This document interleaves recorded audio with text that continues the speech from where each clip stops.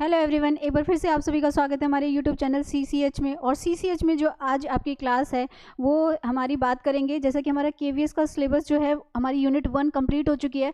आज से हमारी यूनिट 2 स्टार्ट होने जा रही है और यूनिट 2 जो है हमारी वो कम से कम पार्ट जो है कई पार्ट्स में जाएगी, क्योंकि वो हमारा यूनिट पार्ट 2 का जो सिलेबस है मैं सिलेबस ऑलरेडी आप लोगों के साथ डिस्कस कर चुकी हूँ, इसे मैं यहाँ रिपीट नहीं कर रही हूँ। अगर किसी को भी सिलेबस से रिलेटेड कुछ भी अगर नॉलेज चाहिए तो इसकी प्रीवियस वीडियो जो है यूट्यूब पे जो है अवेलेबल है, आप वहाँ पर देख सकते हैं।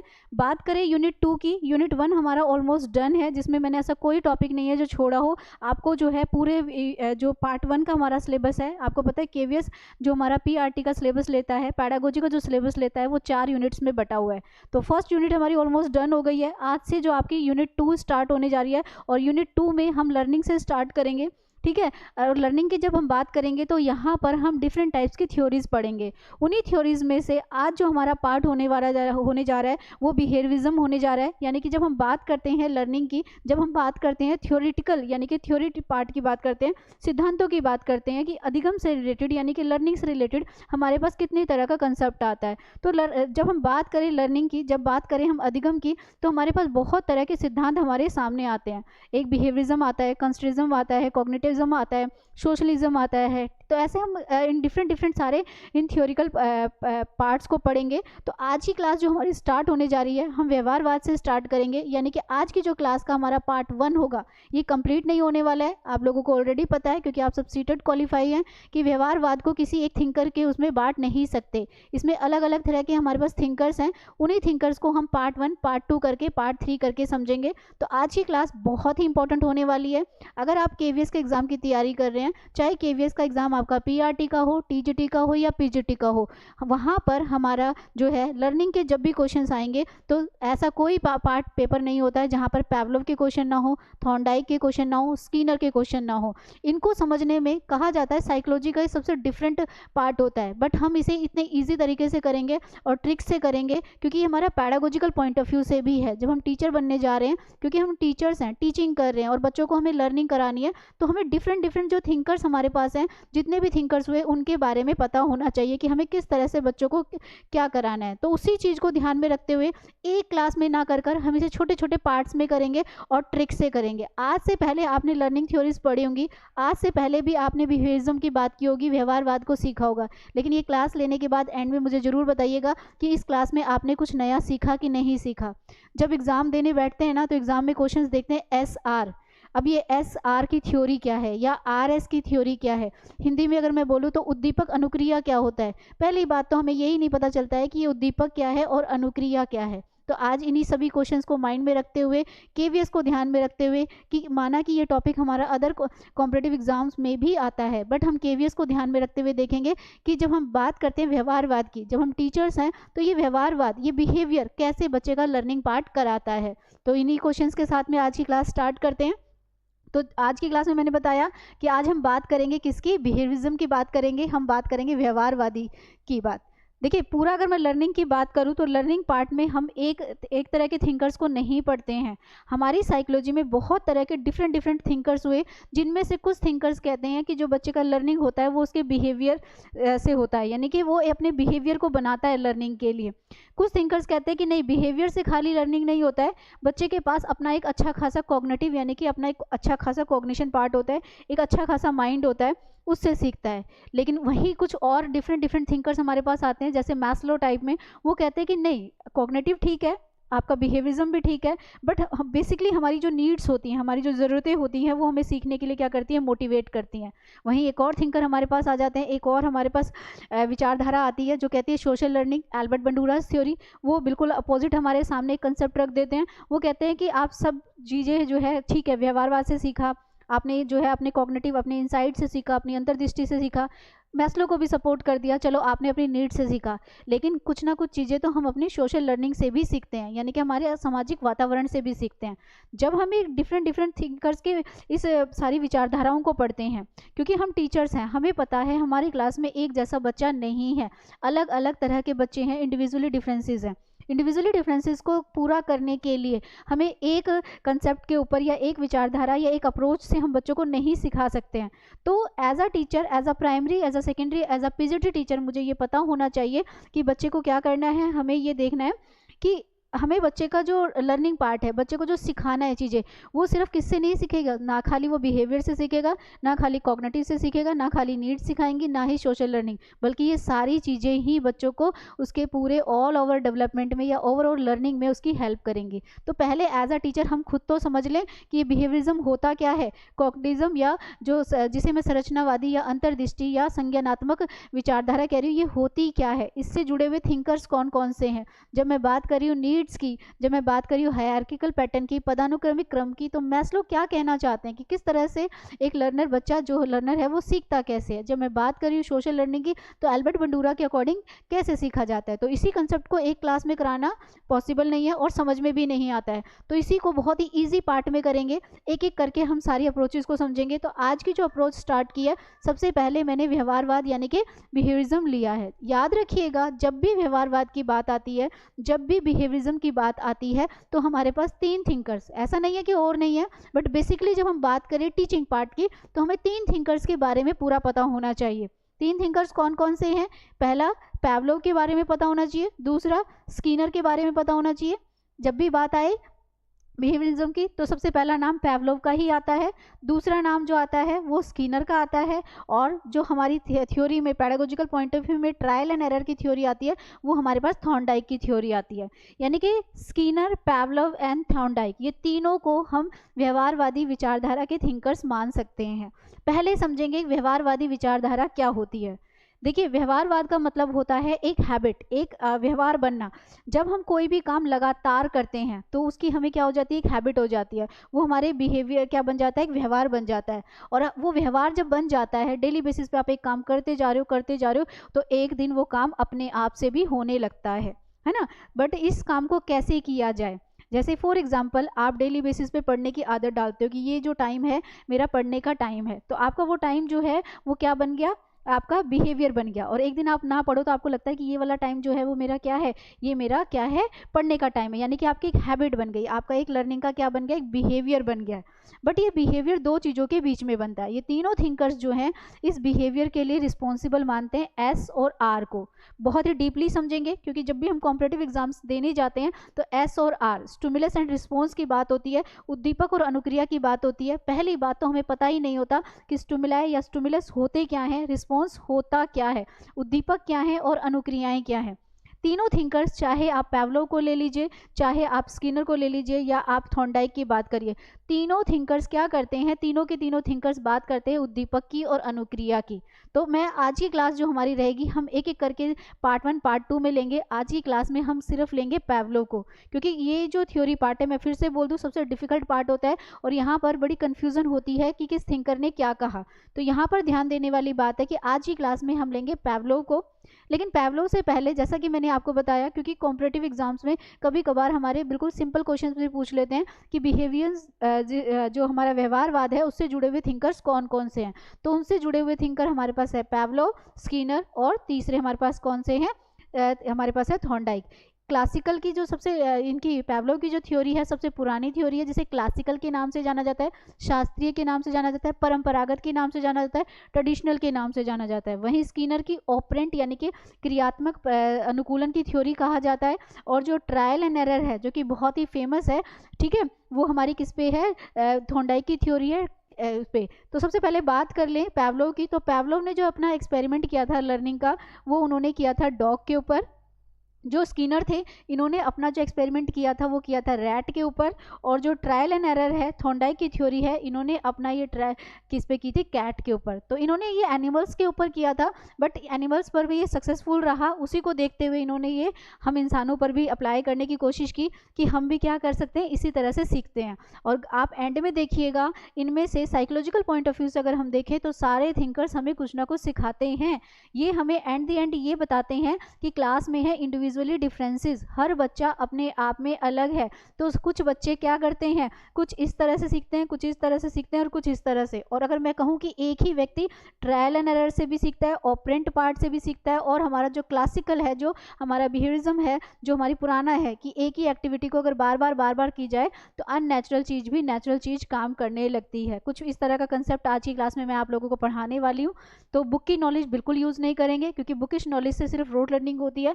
आज की क्लास में हम समझने की कोशिश करेंगे कि जो पैवलोव हैं, जो उनकी थ्योरी है, क्लासिकल थ्योरी है, जो सबसे पुरानी थ्योरी है, जो पुराना व्यवहारवाद सिद्धांत है, वो हमें पैवलोव ने दिया। और पैवलोव की बात अगर आप अपनी रियल लाइफ में या अपने टीचिंग पार्ट में देखेंगे तो आप उसे यूज़ भी कर रहे हैं, और मैं भी अभी पढ़ा रही हूँ तो मैं भी उसे यूज़ कर रही हूँ। एंड में हम देखेंगे एज अ टीचर हम पैवलोव की थ्योरी को अपनी क्लास में, यानी कि अपने स्टूडेंट्स पे, अपने लर्नर्स पर किस तरह से यूज़ कर सकते हैं, है ना। तो चलिए, ये हमने बात की। तो पैवलोव की थ्योरी डॉग के ऊपर आती है, स्किनर की थ्योरी रैट के ऊपर आती है, ट्रायल एंड एरर जो है वो किसके ऊपर है, कैट के ऊपर है। तो ये तो हुई आज की क्लास की जनरल नॉलेज।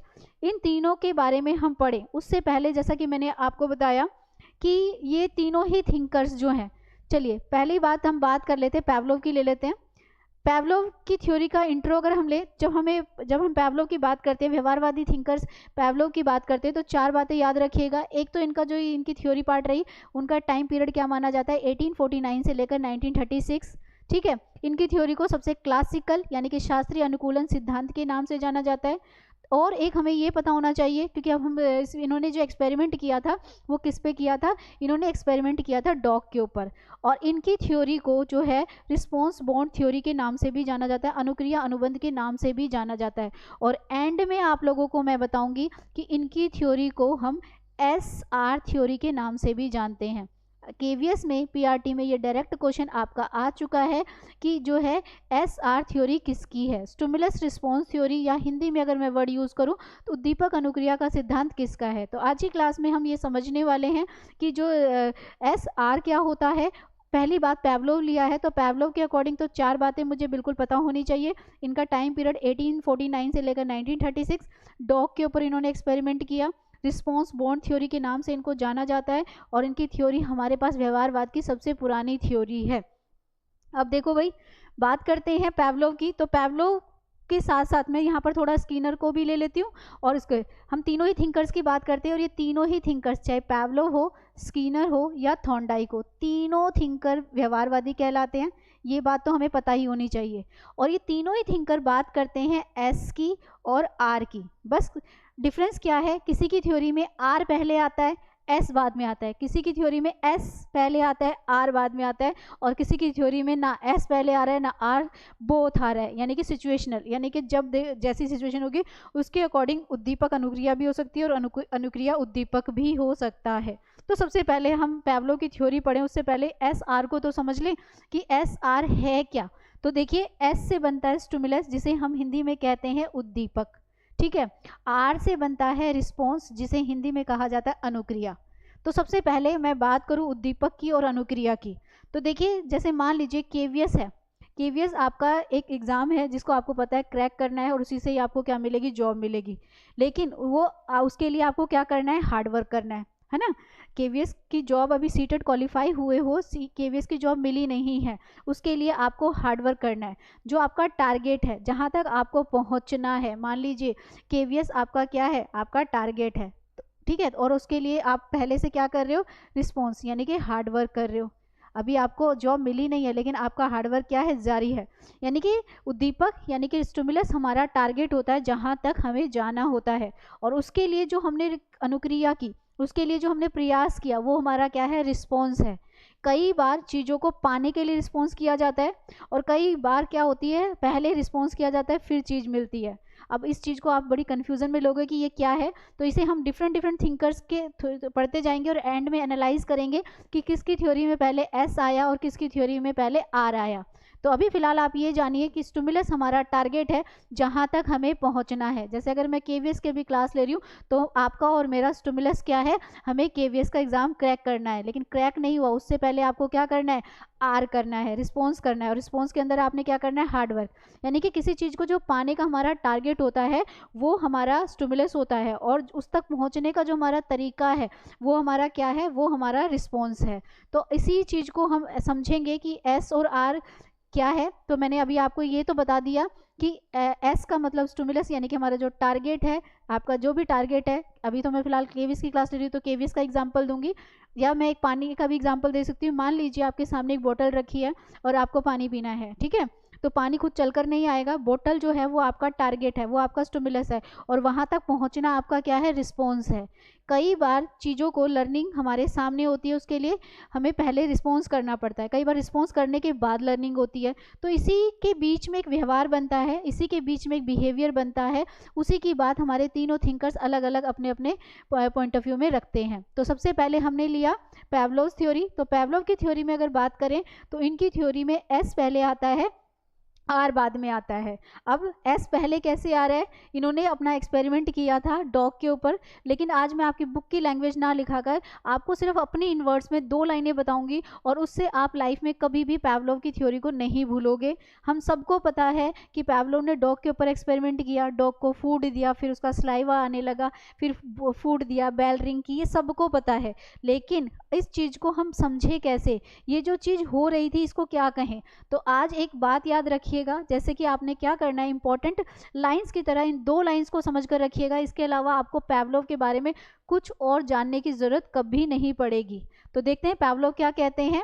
पैवलोव के अनुसार जब एक ही गतिविधि यानी कि एक ही एक्टिविटी को बार बार किया जाता है तो आर्टिफिशियल स्टिमुलस, याद रखिएगा मैंने कहा जब एक ही एक्टिविटी को बार बार किया जाता है, एक ही एक्टिविटी को जब बार बार किया जाता है तो आर्टिफिशियल स्टिमुलस यानी कि जो अप्राकृतिक उद्दीपक होते हैं, यानी कि जो अननेचुरल चीज़ें होती हैं, इसको आप आर्टिफिशियल बोल सकते हो, इसको आप अप्राकृतिक बोल सकते हो। मतलब जो प्राकृतिक नहीं है, जो नेचुरल नहीं है, अननेचुरल चीज़ें जो यूज़ की जा रही हैं वो भी वही रिस्पॉन्स देती हैं, यानी कि वो भी क्या करती है, वही अनुक्रिया देने लगती हैं जो कि क्या करती है, नेचुरल चीज़ें देती हैं। दोबारा एक बार स्टेटमेंट को समझिए, क्योंकि पैवलोव की थ्योरी में इन 2 लाइंस को समझ लिया तो इसके बाद आपको कोई बुक उठाने की ज़रूरत नहीं है। मैंने कहा जब एक ही एक्टिविटी को बार बार किया जाता है, जब एक ही एक्टिविटी को बार बार किया, हम बिहेवियरिज्म को समझ रहे हैं, हम व्यवहारवाद को समझ रहे हैं, जब एक ही एक्टिविटी को बार बार किया जाता है तो अननेचुरल चीज़ भी क्या होती है, नेचुरल चीज़ का काम करने लगती है। अब इस बात को हम डॉग के ऊपर एक्सपेरिमेंट करके देखते हैं कि जो मैंने इन वर्ड्स में अभी आपको 2 लाइन बताई कि एक ही एक्टिविटी को अगर आप बार बार करते हो तो अननेचुरल चीज़ भी क्या करने लगती है, नेचुरल वर्क करने लगती है। अननेचुरल चीज़ भी, यानी कि जो नेचुरल है वो तो नेचुरल रिस्पॉन्स देगी ही देगी, लेकिन अननेचुरल चीज़ें भी क्या करने लगेंगी, नेचुरल रिस्पॉन्स ही देने लगेंगी। तो इस चीज़ को इन्होंने हमें समझाया किसके ऊपर, डॉग के ऊपर एक्सपेरिमेंट करके। तो हम भी डॉग के ऊपर एक एक्सपेरिमेंट कर ही ले, है ना। तो इन्होंने ये डॉग के ऊपर जो एक्सपेरिमेंट किया इसको इन्होंने 3 स्टेप में हमें बताने की कोशिश की। ध्यान से देखिएगा इन्होंने क्या किया, जो ये डॉग के ऊपर एक्सपेरिमेंट किया इन्होंने हमें ये 3 स्टेप में बताया। पहले स्टेप में उन्होंने क्या किया, डॉग को दिया फूड, ठीक है, डॉग को क्या दिया, फूड दिया, जो कि नेचुरल स्टिमुलस था, प्राकृतिक उद्दीपक था, यानी कि जो खाना है, जो भोजन है वो नेचुरल है, ठीक है। अब कोई भूख लगी है और किसी के पास खाना है तो कॉमन सी बात है उसको भूख लगेगी। सेम जो डॉग था, फूड को देखकर उसका जो स्लाइवा था, उसकी जो लाल टपकना था वो आनी शुरू हो गई। तो यानी कि नेचुरल चीज़ का जो स्टिमुलस होता है उसका रिस्पॉन्स भी क्या होता है, नेचुरल ही आता है। ये तो हम इंसानों पर भी लागू होती है बात कि खाने को देखकर भूख लगना लाजमी है। तो ये दोनों ही चीज़ें क्या हैं, ये दोनों ही चीज़ें नेचुरल हैं, यानी कि नेचुरल स्टिमुलस का रिस्पॉन्स भी नेचुरल ही आता है। पहली स्टेप ये हुई, यानी कि पहले स्टेप में जो है पैवलोव ने दोनों ही एक्टिविटी नेचुरल की, एस भी नेचुरल किया और आर भी क्या किया, नेचुरल किया। दूसरे स्टेप में वो क्या करते हैं, दूसरे स्टेप में उन्होंने डॉग को फूड तो दिया, ध्यान से देखिएगा, दूसरे स्टेप में उन्होंने डॉग को फूड तो दिया, यानी कि नेचुरल काम तो किया ही किया, लेकिन साथ में उन्होंने एक बेल रिंग भी की, आर्टिफिशियल स्टिमुलस भी जो है क्रिएट किया। दोनों को जोड़ दिया, नेचुरल और artificial plus is equal to natural response. लेकिन फिर भी जो डॉग था उसका स्लाइवा आने लगा, यानी कि नेचुरल रिस्पॉन्स उसका आने लगा। तो हम यहाँ पे कह सकते हैं कि अगर नेचुरल चीज़ के साथ आर्टिफिशियल चीज़ भी की जाए तो उसका रिस्पॉन्स भी क्या होता है, नेचुरल ही आता है। थर्ड स्टेप लेते हैं। थर्ड स्टेप में क्या है, उन्होंने क्या किया, डॉग को फूड नहीं दिया, ओनली क्या की, बेल रिंग की, यानी कि उसने एक काम किया, आर्टिफिशियल स्टिमुलाई या स्टिमुलस ही किया, लेकिन फिर भी उसका क्या हुआ, उसका रिस्पॉन्स आने लगा, उसका स्लाइवा फिर भी आने लगा, यानी कि फिर भी उसका रिस्पॉन्स क्या आने लगा, नेचुरल ही आने लगा। इस एक्टिविटी को अगर मैंने अभी आपको 2 लाइन बताई कि एक ही एक्टिविटी को अगर बार बार किया जाता है, एक ही एक्टिविटी को जब बार बार किया जाता है तो अननेचुरल चीज भी क्या करती है, नेचुरल वर्क करने लगती है। डॉग के साथ एक एक्टिविटी रोज रोज रोज रोज की जा रही थी, लेकिन एक दिन उस एक्टिविटी में नेचुरल चीज़ नहीं थी, सिर्फ आर्टिफिशियल चीज़ थी, लेकिन फिर भी उसका रिस्पॉन्स क्या आने लगा, नेचुरल ही आने लगा। तो यहाँ पर जो पैवलो की ये वाली स्टेटमेंट हमने पढ़ी थी कि एक ही एक्टिविटी को अगर बार बार किया जाए तो अननेचुरल चीज़ भी या आर्टिफिशियल चीज़ भी या अप्राकृतिक चीज़ भी, देखिए वोकैबुलरी का कोई एंड नहीं है, वर्ड्स इतने सारे हैं कि कितने भी यूज़ कर लूँ वो कम पड़ते दिखते हैं। तो वर्ड्स के बजाय आप एक वर्ड को समझिए कि अगर एक ही एक्टिविटी को अगर बार बार किया जाता है तो अननेचुरल चीज़ भी क्या करने लगती है, नेचुरल वर्क करने लगती है। अब ये एक्सपेरिमेंट तो डॉग के ऊपर किया पैवलोव ने, अगर हम इंसानों की बात करें तो अगर हम अपने ऊपर अप्लाई करें तो हमारा भी बिहेवियर कुछ ऐसा ही है। डॉग का बिहेवियर बन गया था कि उसको जैसे ही फूड दिया जाएगा तो उसका स्लाइवेशन यानी कि स्लाइवा, उसकी लाल टपकना शुरू हो जाएगी, वो काम उसका रोज डेली बेसिस पे होने लगा, आर्टिफिशियल के साथ नेचुरल के साथ आर्टिफिशियल भी होने लगा, और एंड दी एंड उसका क्या होने लगा, उसका रिस्पॉन्स भी नेचुरल आने लगा।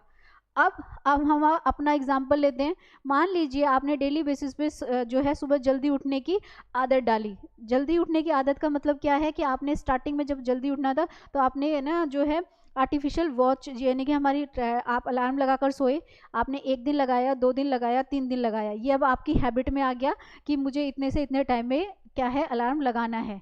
आपने ये काम 10 दिन किया, 15 दिन किया, यानी कि एक ही एक्टिविटी को बार बार किया, और एक दिन आप जो है अलार्म लगाना भूल गए। आप ये देखेंगे कि जिस दिन आप अलार्म लगाना भूल गए उस दिन भी टाइम से आपकी क्या हो जाएगी, आँख जो है, नींद जो है वो खुल जाएगी। ये क्यों हुआ, क्योंकि हमारा बिहेवियर बन गया, हमने एक चीज़ सीख ली, हमने एक लर्निंग सीख लिया कि एक ही काम को अगर बार बार किया जाए तो अननेचुरल चीज़ भी क्या करने लगती है, नेचुरल वर्क करने लगती है। यानी कि अगर एक ही एक्टिविटी को हम बार बार करें तो जो आर्टिफिशियल चीज़ें होती हैं, जो अननेचुरल चीज़ें होती हैं, वो भी क्या करने लगती हैं, नेचुरल वर्क करने लगती हैं।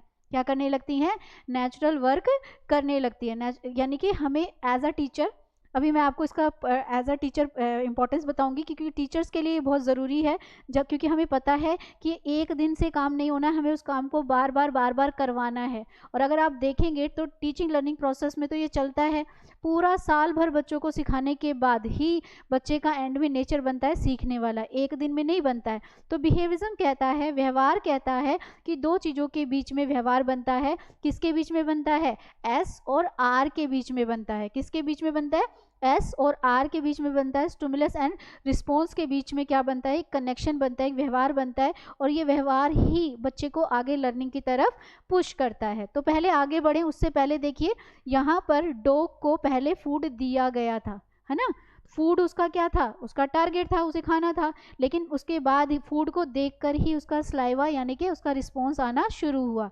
तो हम कह सकते हैं कि पैवलोव की जो थ्योरी है वो एस आर थ्योरी है, जो कि हमारे एग्जाम में पूछ लेते हैं एस आर थ्योरी किसकी है, तो आप कह सकते हो कि एस आर थ्योरी जो है वो किसकी है, पैवलोव की है, क्योंकि एस पहले है, डॉग को फूड बनाना नहीं पड़ा है, फूड उसको ऑलरेडी मिला है। लेकिन हाँ, इससे हमने टोटली बात ये सीखी कि अगर एक ही एक्टिविटी को अगर आप बार बार करते हो तो अननेचुरल चीज़ें भी क्या करने लगती हैं, नेचुरल वर्क करने लगती हैं। हम इसको एक और एग्जांपल से भी ले सकते हैं। आप लोग अपने स्कूल टाइम को याद करिए। देखिए स्कूल टाइम पे क्या होता था, 10 से लेकर जो भी हमारा 10 से 11 के बीच का जो टाइम होता है वो हमें पता होता है कि रिसेस मतलब जो है लंच टाइम है, ठीक है। आप डेली बेसिस पे घर से लंच लेकर आ रहे हो, लंच जो है वो आपका टारगेट है, यानी कि वो आपका स्टिमुलस है, वो आपके बैग के अंदर है। ठीक है। आपको पता है कि 10 से 11 के बीच में एक बेल रिंग होगी, तो हमें ये लंच जो है फिनिश करना है। ठीक, एक दिन किया इस एक्टिविटी को, 2 दिन किया, 3 दिन किया, जैसे बेल रिंग होती है वैसे बच्चे अपने लंच बॉक्स को जो लंच बॉक्स है उसको खाना शुरू कर देते हैं। 1 दिन, 2 दिन, 3 दिन, 4 दिन, 1 महीना, 2 महीना हमने ये एक्टिविटी रोज की, यानी कि एक ही एक्टिविटी को बार बार क्या किया, रिपीट किया। एक दिन आप घर से लंच लाना भूल गए और वह जैसे ही 10 to 11 में बेल रिंग हुई और आपकी भूख ने नेचुरल वर्क करना शुरू कर दिया, यानी कि लंच बैग में है या नहीं है उससे कोई फर्क नहीं पड़ता, बट भूख नेचुरल चीज वो क्या होने लगी। यानी कि एक ही एक्टिविटी को अगर आप बार बार करोगे तो अननेचुरल चीजें भी क्या करने लगेंगी, नेचुरल वर्क करने लगेंगी। तो पैवलोव ने हमें लर्निंग पार्ट में बहुत कुछ सिखाया कि एज अ टीचर आपको एक ही एक्टिविटी बार बार करवानी है बच्चों से।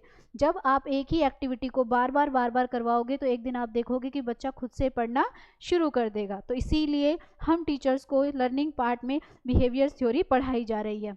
कुछ डॉग का एक्सपेरिमेंट जो अभी हमने बताया वो देखिए, पहले डॉग को एस दे दिया गया था, उसको देखकर उसका स्लाइवा, बिफोर की बात करें जब ये चीज़ें हुई तो ये क्या हुआ, फिर उसके बाद उन्होंने इसके साथ में सेकंड पार्ट में क्या किया, बेल रिंग की, और दोनों को ही देखिए ये इधर क्या कर रहा है, एक खाना दे रहा है, दूसरे में बेल भी अभी बेल रिंग नहीं कर रहा है, दूसरे में इन्होंने क्या किया, खाने के साथ में प्लस किया, यानी कि खाना तो दिया, एस तो दिया ही, नेचुरल चीज़ तो दी, साथ में आर्टिफिशियल भी दी, उसके बाद भी रिस्पॉन्स उसका क्या है, उसका स्लाइवा गिरने लगा, यानी कि इसका भी रिस्पॉन्स आया, और आप देखिए एंड दी एंड उसने क्या किया, नेचुरल रिस्पॉन्स नहीं किया। ठीक है, यहाँ पर उसने आर्टिफिशियल वाला एस यूज़ किया और उसका भी रिस्पॉन्स क्या आने लगा, नेचुरल ही आने लगा। यानी कि कहने की बात ये है कि जो है अगर एक ही एक्टिविटी को अगर बार बार किया जाए तो अननेचुरल चीज़ें भी नेचुरल वर्क करने लगती हैं, क्योंकि वो हमारी हैबिट बन जाती हैं, वो हमारी क्या बन जाती है, हमारे सीखने का एक व्यवहार बन जाता है। आप किसी भी चीज़ को एक रिदम में करना शुरू करिए,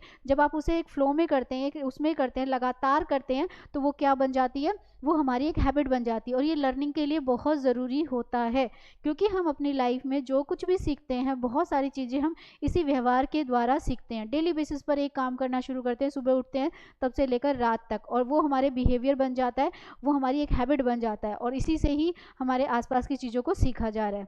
तो चलिए आगे देखें। ये तो हमने बात की किसकी, कि हमारा जो पैवलोव की थ्योरी है उसको अगर हम अंडरस्टैंड करें तो उसने हमें सिखाया कि एज अ टीचर एक बार में काम करवा कर ये नहीं आपने आज क्लास ली और आपका काम खत्म, लो जी बच्चों का जो है पूरा सिलेबस हो गया या बच्चे ने पूरा सीख लिया। आपको उस चीज़ को उसकी हैबिट में लाना पड़ेगा, आपको उसकी वो चीज़ बार बार बच्चे को करवानी पड़ेगी।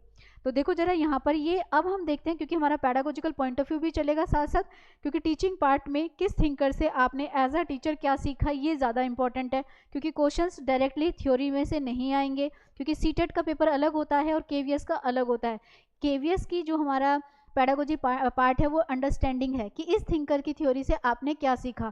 तो मैंने आपको बुकिश लैंग्वेज में ना बताकर इन वर्ड्स में बता दिया है। इतनी बात याद रखिए कि अगर आप टीचर हैं और पैवलोव के कंसेप्ट को माइंड में लेकर आप टीचिंग लर्निंग प्रोसेस कर रहे हो, तो अकॉर्डिंग टू पैवलोव जब एक एक्टिविटी को आप एक ही चैप्टर को बार बार कराएंगे तो आप एक दिन रिजल्ट देखेंगे कि वो चैप्टर बच्चे को किसी ना किसी तरह से समझ में आ ही जाएगा। लेकिन कब, जब उस बच्चे ने उस बिहेवियर, अपने सीखने का बिहेवियर बनाया हो, उस एक्टिविटी को बार बार किया हो, एक ही चैप्टर को कई बार पढ़ा हो, तब जाकर एंड में एक दिन ऐसा आता है कि उसको वो चैप्टर समझ में आ ही जाता है। तो बहुत ही काम की चीज़ है, हमें पता होना चाहिए कि जब हम टीचिंग लर्निंग प्रोसेस कर रहे हैं तो बिहेवियरिज्म, व्यवहार की ज़रूरत पड़ती ही है। किसी भी चीज़ को सीखने के लिए हमें एक बिहेवियर बनाना ही पड़ता है। तो देखो जरा यहाँ पर अगर पैडागोजिकल पॉइंट ऑफ व्यू से देखें तो क्या कहते हैं, ये कहते हैं कि बालकों की शिक्षा में संबंधीकरण होना चाहिए, यानी कि चीज़ों को इंटर रिलेट करना चाहिए। पहली बात तो ये कि बड़े होने पर वह वही रहती हैं, यानी कि अगर एक बच्चे में बचपन से किसी चीज़ की आदत डाल दी जाए, चाहे वो आदत अच्छी है या बुरी है, कोशिश तो एज अ टीचर पॉजिटिव की करनी चाहिए कि हमेशा बच्चों को कुछ पॉजिटिव रिस्पॉन्स ही देना चाहिए। लेकिन नेगेटिव बच्चा कहीं से ले ले, फैमिली से ले ले, कहीं से ले ले, वो बात अलग है। अदरवाइज अगर मैं टीचर हूँ तो मैं पॉजिटिव की बात करूँगी कि हमें क्या करना है, हमें बच्चों को स्टार्टिंग से ही अच्छी हैबिट्स डालनी है।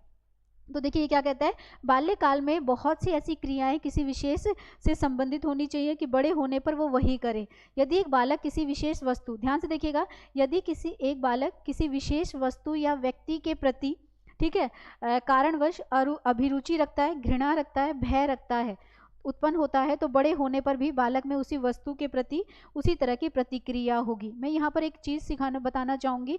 संबंधीकरण का मतलब है कि हम बच्चे को खासकर बाल्यावस्था की बात करें, चाइल्डहुड पीरियड की बात करें और बात करें अर्ली की, स्पेशली अर्ली का जो पीरियड होता है वो 4 से 7 का, सबसे स्पेशली मैं 4 से 7 साल वाली एज की बात करूँगी। यहीं पर ही बच्चे का बिहेविज्म यानी कि व्यवहार बनता है। वो डेली बेसिस पे जो चीज़ देख रहा है पॉजिटिव या नेगेटिव, आगे जाकर 99.9% चांसेस है कि उसका बिहेवियर वैसा ही होगा।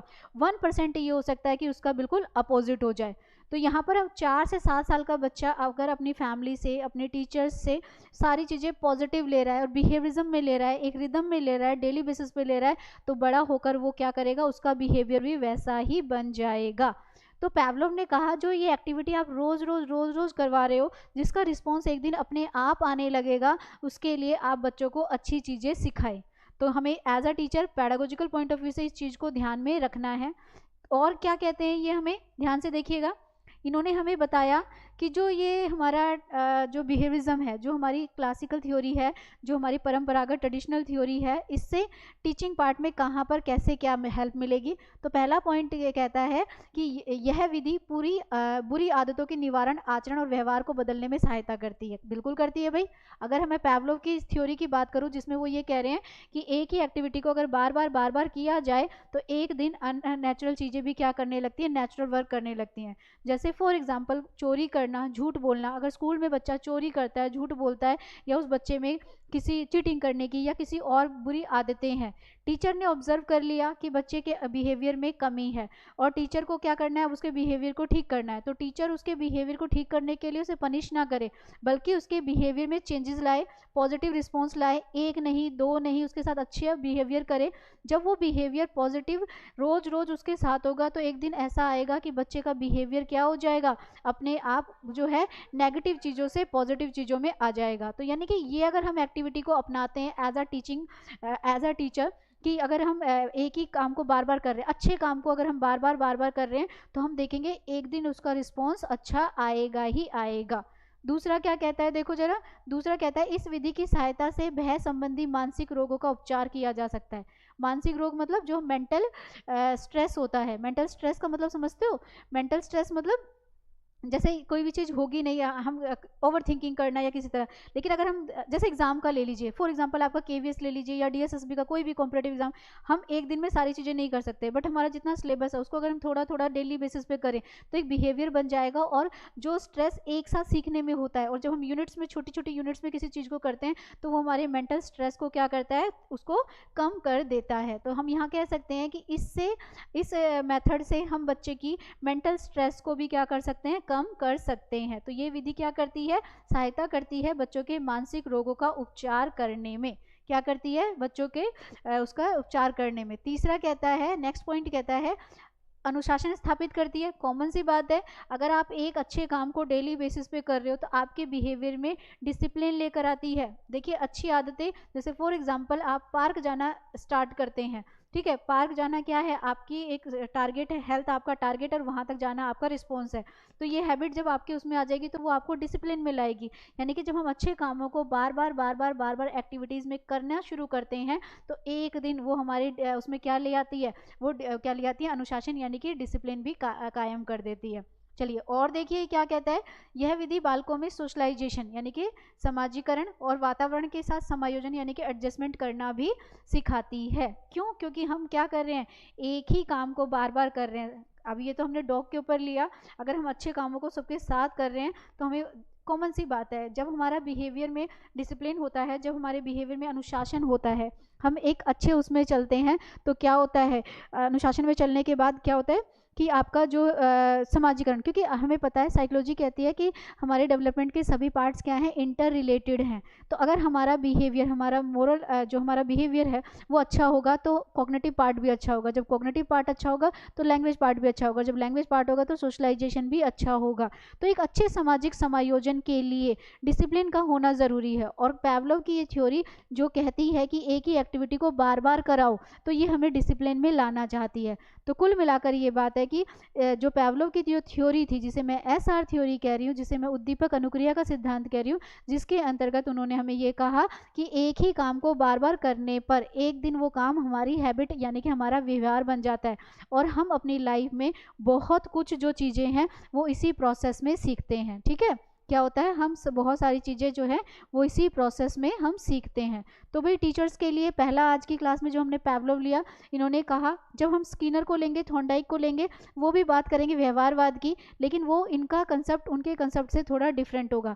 एंड में जब हम तीनों थिंकर्स को पढ़ लेंगे तो तीनों को एनालाइज करेंगे और देखेंगे कि तीनों के SR में क्या डिफरेंस था। बट आज की क्लास में हमने एक स्मॉल यूनिट में SR को समझा, उद्दीपक अनुक्रिया के सिद्धांत को समझा और उनकी इंपॉर्टेंस को समझा। तो इसका जो नेक्स्ट पार्ट होगा उसमें आज की क्लास में पावलोव कंप्लीट हुआ।